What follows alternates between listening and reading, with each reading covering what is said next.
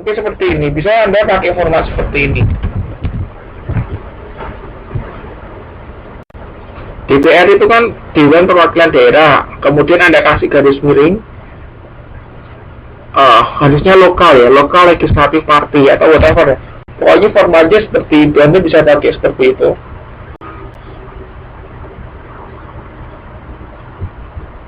Atau yang atas tadi ya, stands for, kemudian Anda kasih tanda kurung gitu, untuk memberikan penjelasan untuk Komisi Pemilihan Umum.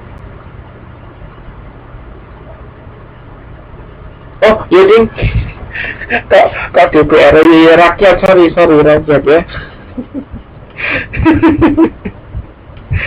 sorry. Jadi apa tuh DPR? Itu biasanya orang sebutnya legislatif gitu aja kok. Legislatif gitu ya.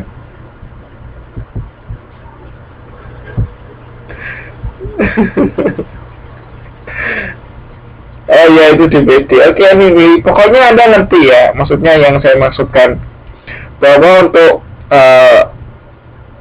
nah itu sudah tahu Legislative Assembly gitu ya. Ya, Legislative Assembly ya, seperti itu. Oke, pertanyaan pertama terjawab ya, Mbak Ketut. Oke deh, ada pertanyaan lagi nggak ini?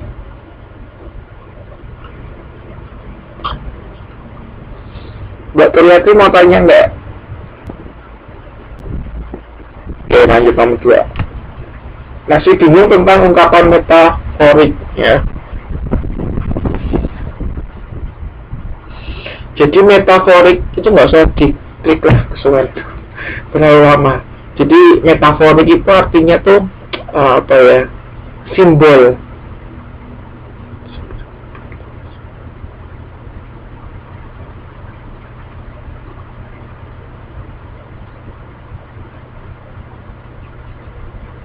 Jika mau Mbak Turyati ini tanya neraca sama dengan balance. Ini apa nih Mbak, konteksnya dulu apa dulu, neraca apa? Kalau neraca yang kita masukkan timbangan itu bukan balance ya. Kalau neraca yang kita masukkan timbangan itu scale ya. Kalau neraca saldo balance bisa balance, tapi tergantung juga apa konteks kalimatnya seperti apa. Terus ini Mbak Lokiat Mbak Toti, jika mau disingkat dalam Inggris, ya ikut terjemahan Inggris ya Pak.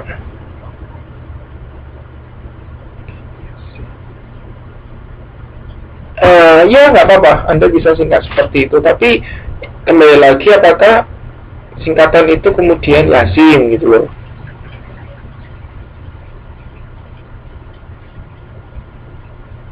Oh, jadi maksud Anda gimana nih? Jadi KPU kan ini konteksnya Anda nggak perlu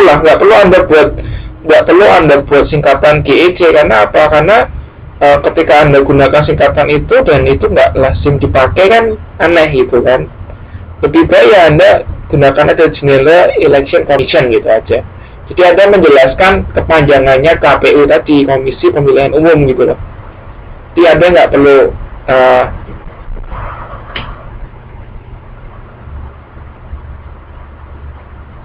Oke, ngerti ya. Saya lanjutin nih nomor 2 nih. Jadi ungkapan metaforik itu ungkapan yang menyimbolkan ya, menyimbolkan sesuatu. Nah, kemudian ini kan dicontohkan di halaman 6.16 itu Washington Desire. Nah, kita tahu kan Washington itu kan apa, ibu kota negaranya Amerika gitu kan.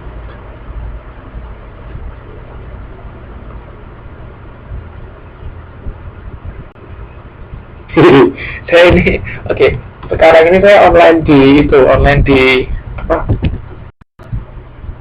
apa namanya, di luar. Saya online online di luar, karena kalau di dalam kamar itu teman-teman sudah pada tidur, jadi takut mengganggu kan. Iya, suara angin ini karena saya di luar ya, tapi masih terdengar kan suara saya?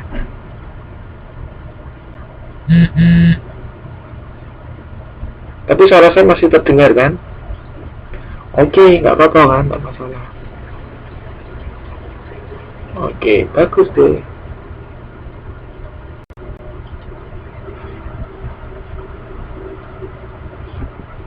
Oke.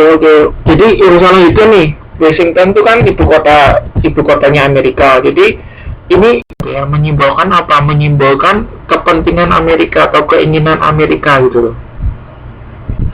Nah, Washington DC itu termasuk ungkapan metaforik gitu ya. Metaforik itu simbol, menyimbolkan gitu. Nah, sampai sini ada pertanyaan nggak Mbak Ketut ini? Nanti ya, saya lanjutin kalau gitu ke pertanyaan berikutnya. Masih banyak loh nih pertanyaannya loh nih. Oke. Kemudian pertanyaan ketiga, halaman 720. Saya masih bingung tentang klausa. Mohon penjelasan tentang klausa.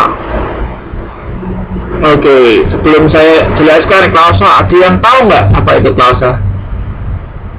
Ada yang tahu nggak apa itu klausa?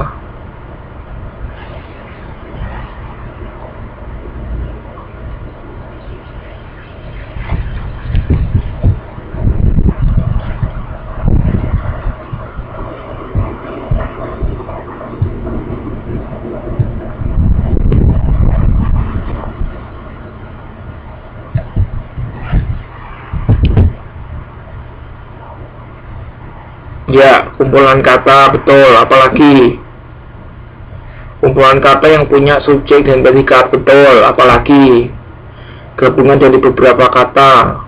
Ya, betul. Oke, betul. Ya. Jadi klausa itu adalah kumpulan beberapa kata yang paling tidak mempunyai fungsi sebagai subjek dan predikat.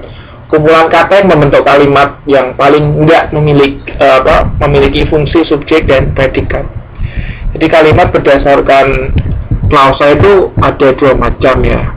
Ada kalimat tunggal dan kalimat majemuk. Kalimat tunggal. Nah, kalau kalimat tunggal itu terdiri dari satu klausa. Kalau kalimat majemuk itu lebih dari satu klausa.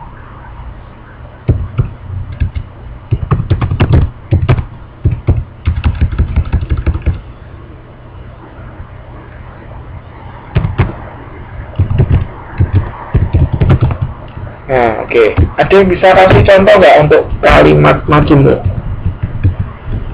Kalimat.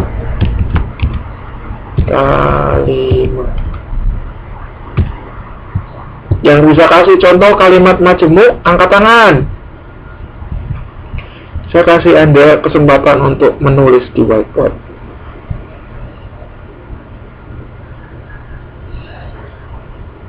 Kalimat majemuk, ayo siapa yang bisa kasih contoh kalimat majemuk?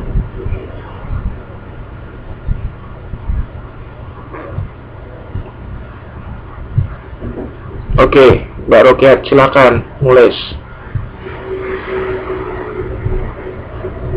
Bentar. Oke, monggo nulis di itu whiteboard. Anda tulis contoh kalimat majemuk. Kalimat majemuk, kalimat yang lebih dari satu klausa.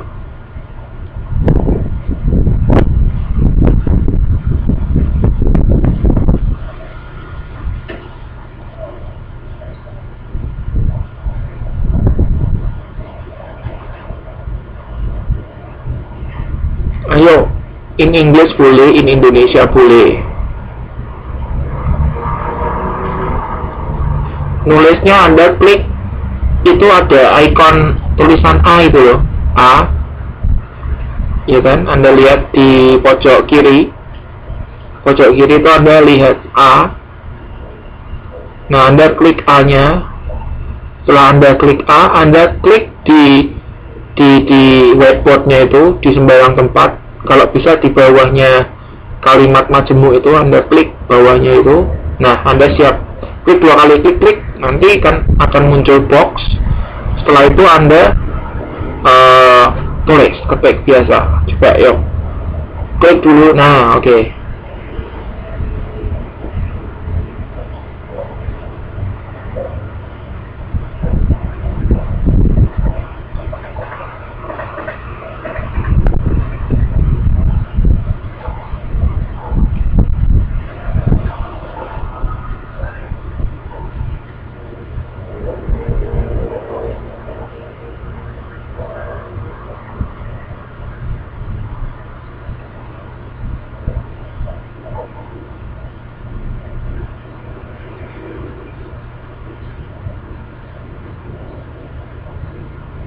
Maksudnya begini, saya pergi ke kelas ketika guru meninggalkan kelas itu berarti harusnya leaves dong.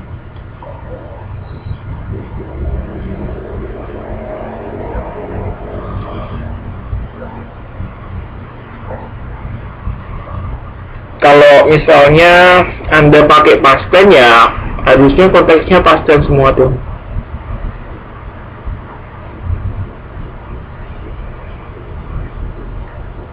Oke, ya, oke.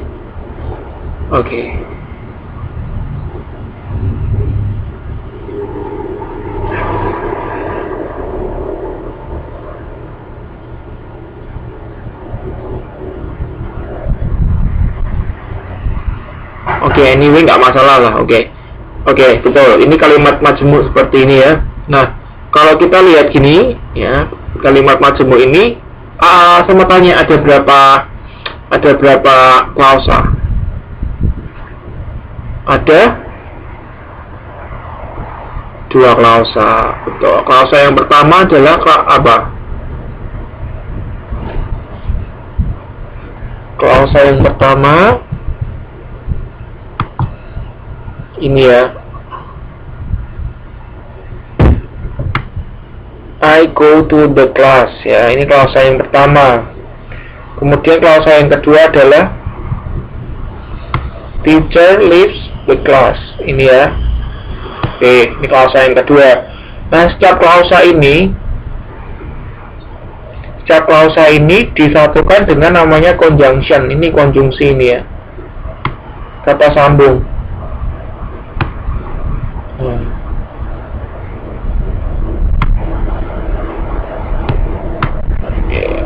Nah, ini conjunctionnya tuh when.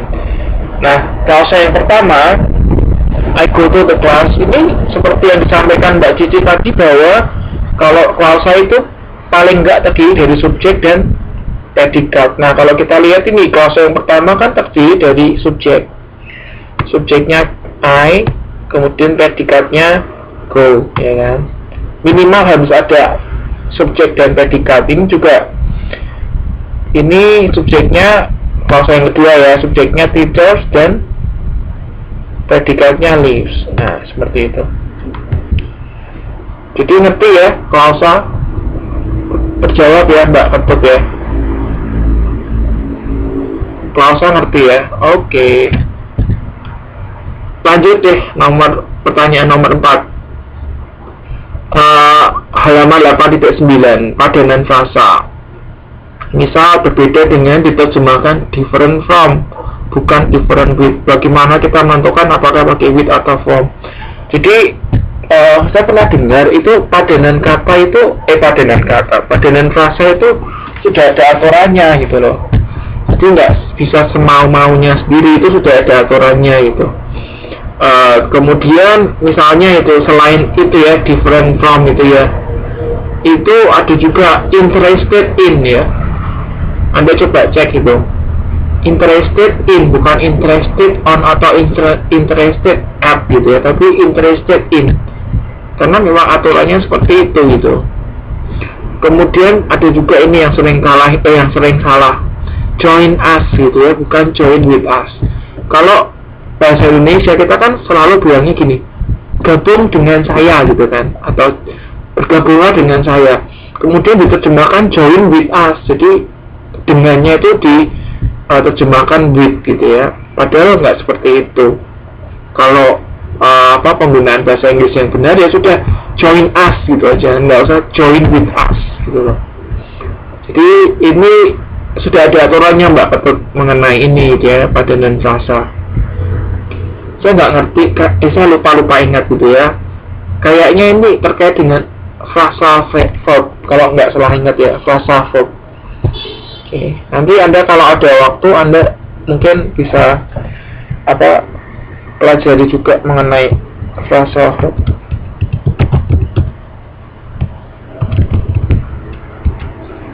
Anda kalau ada waktu Anda pelajari mengenai ini ya, frasa verb ini. Oke. Jadi terjawab ya. Lanjutin.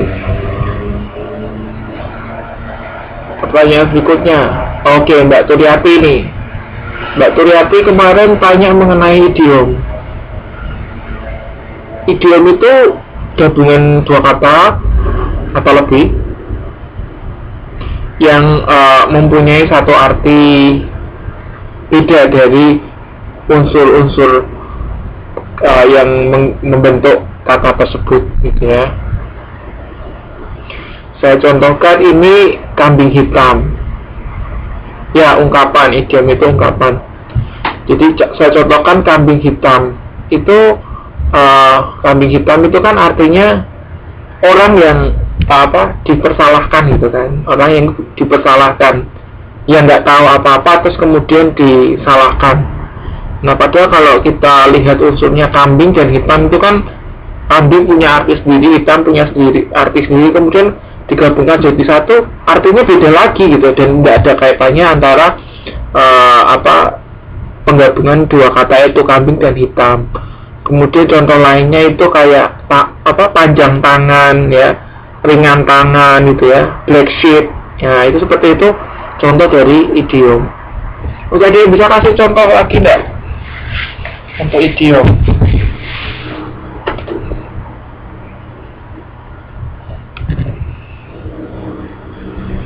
Yo, siapa? Mbak Cici? Ya, foto buku ya, betul, foto buku. Lain ya, bukan peribahasa ya, lain lagi. Ungkapan bukan peribahasa, lain. Nah itu kambing hitam itu apa ya? Black sheep. Black goat dong. Kambing. Black goat. Oke, ini susah nih. Halo, good evening. Apa ya?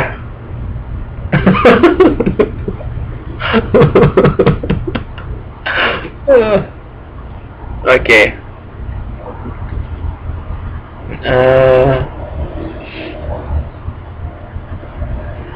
Oke, jadi itu PR saya. Apa sih kalau orang yang dipersalahkan itu apa ya ini? Enggak juga, nanti saya cariin.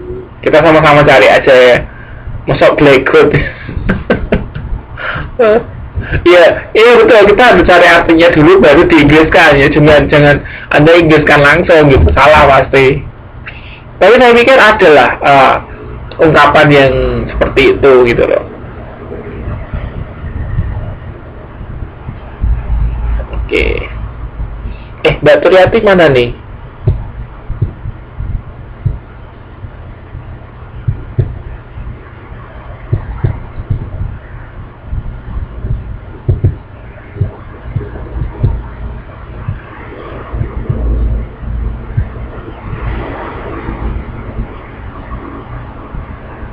Oke, ya sudah. Semoga bisa ini ya, Mbak Turiati bisa memahami ya apa mengenai ini, mengenai idiom ya.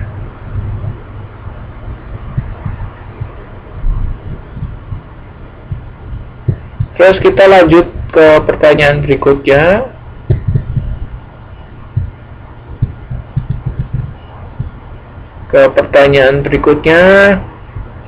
Pertanyaan Mbak Miasih.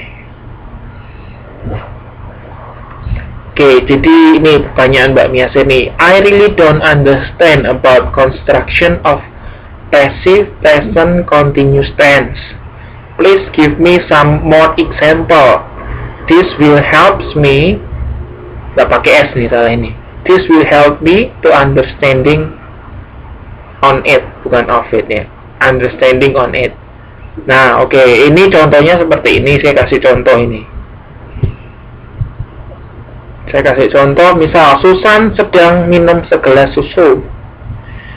Nah, itu kan sedang minum itu kan berarti continuous tense ya, present continuous tense. Oke, kalau kita Inggriskan jadi Susan is drinking a glass of milk. Oke. Nah, kemudian ini aktifnya, kemudian kita pasifkan. Pasifkan menjadi a glass of milk is being drank by Susan. Ini harusnya D-R-U-N-K ya, bukan D-R-A-N-K, salah. Bener ya, D-R verb 3-nya bener ya, drank ya. Drink, drank, drunk. Drunk. Harus pakai U, ding, sorry. Pakai U ya ini ya, verb 3-nya O ya. Ya, oke. Jadi harus pakai verb 3. Jadi kalau kita lihat di sini, passive present continuous tense itu rumusnya noun, kemudian to be, kemudian being, kemudian verb 3, kemudian subjeknya, subjek. Verb 3 by verb 3 by sama subjeknya. Subjeknya kan Susan di sini. Oke, ngerti nggak? Ngerti ya, gampang toh. Oke, kalau ngerti saya minta Anda untuk buat contoh. Yang bisa buat contoh siapa? Saya kasih kesempatan Anda untuk membuat contoh. Siapa ini? Oke, Mbak Ketul, silakan. Saya kasih Anda kontrol untuk menulis lagi kayak tadi. Anda klik icon A-nya itu, kemudian setelah itu Anda klik di whiteboard. Agak kiri ya, jangan terlalu ke kanan, agak kiri atas itu. Jangan terlalu tengah juga.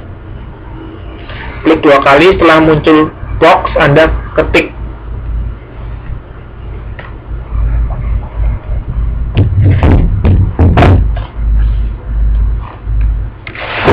Selain Mbak Ketut, ada lagi yang mau kasih contoh ini? Silakan, yang mau kasih contoh angkat tangan. Saya kasih kesempatan Anda untuk menulis juga di papan tulis. Yuk.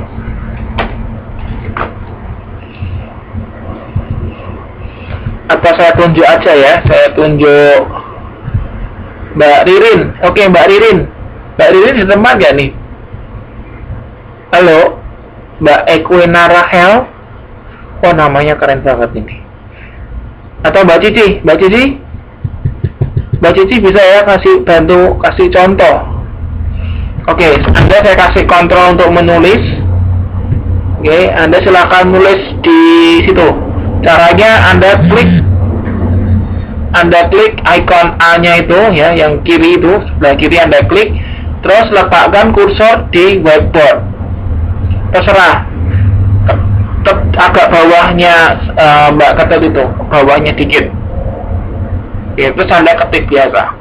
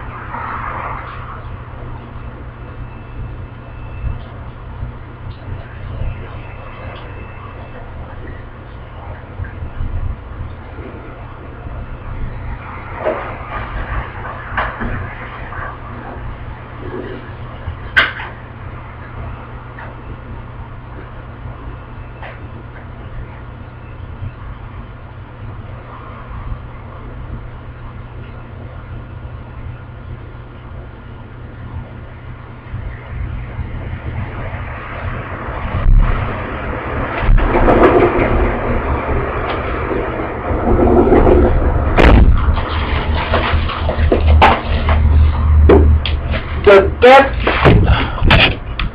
cat was being fed by me. Oke. Yakin.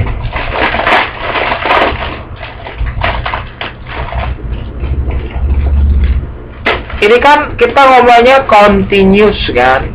Present continuous kan? Ya kan? Kalau present continuous ya pakainya present dong, jangan ada past tense kan dong. Biar enggak? Oke.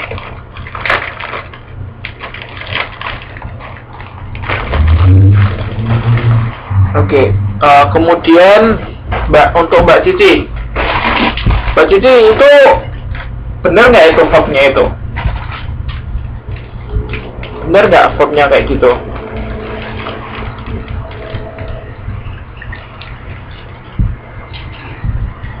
Bukan perfect, present continuous. Ya kan tadi pertanyaannya present continuous kan? Untuk Mbak Cici itu the apple are being, verbnya bukan seperti itu, dibuang itu bukan seperti itu.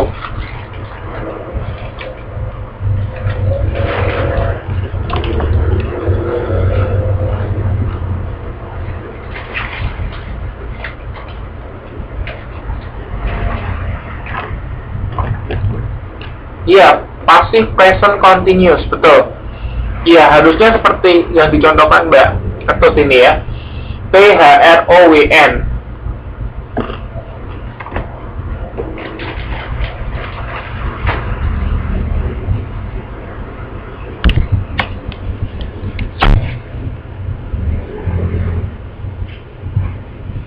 Oke, betul.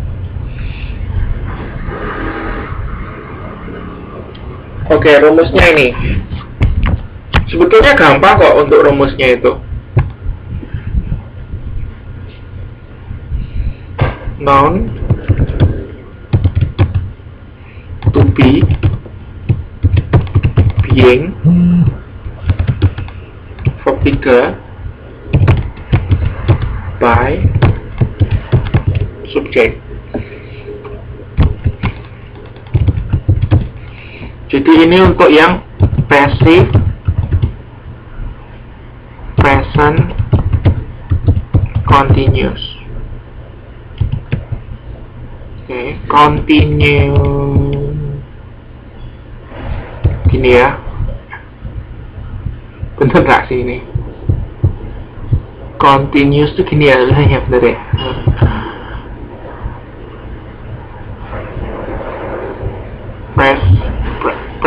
Passive present continuous.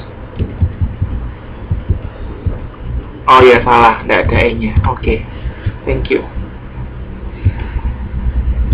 Terus kalau misalnya past present continuous ya, kalau past ya to be-nya diganti, bukan past continuous ya. Berarti ini to be-nya diganti was sama were, betul. Terus kalau misal yang simple present atau simple past, Anda tahu nggak?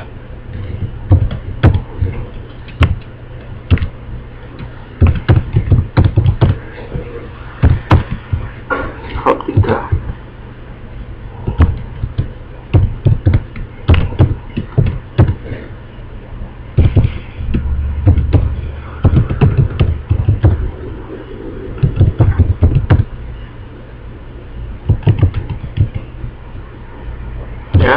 Jadi kalau passive simple tense bisa simple past tense, simple present tense itu seperti itu, rumusnya seperti itu aja, gampang.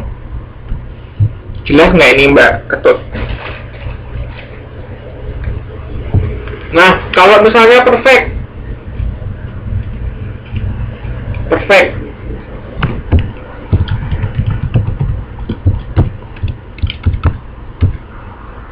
kalau perfect, coba siapa yang bisa kasih contoh untuk perfect, passive perfect, passive perfect, passive present perfect ya.